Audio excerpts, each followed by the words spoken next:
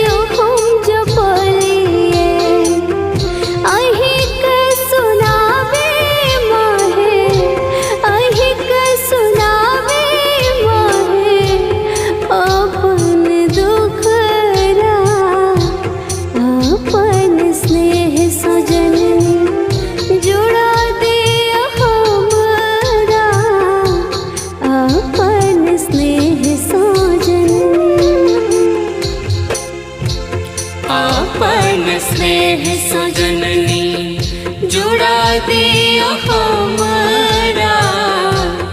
अपन स्नेह सौजन्य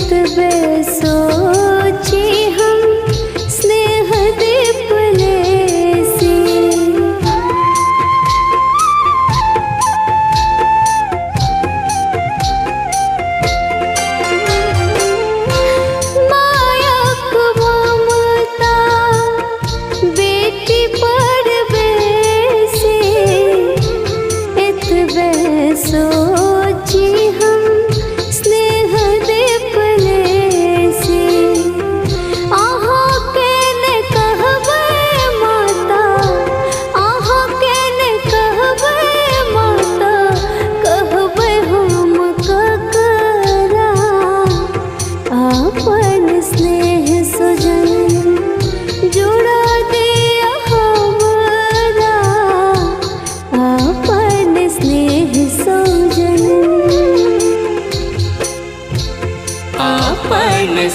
स्नेह सजननी जुड़ा दियो हमरा आपन स्नेह सजननी।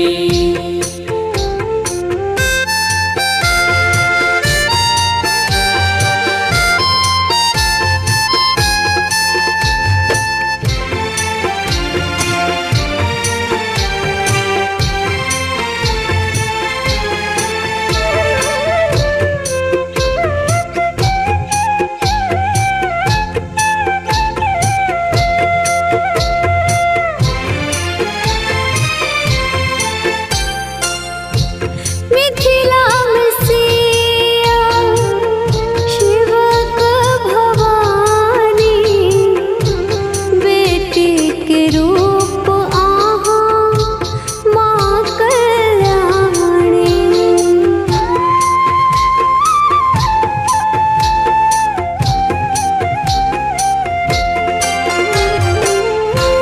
मिथिला में सिया शिवक भवानी, बेटी के रूप आहा माँ कल्याणी।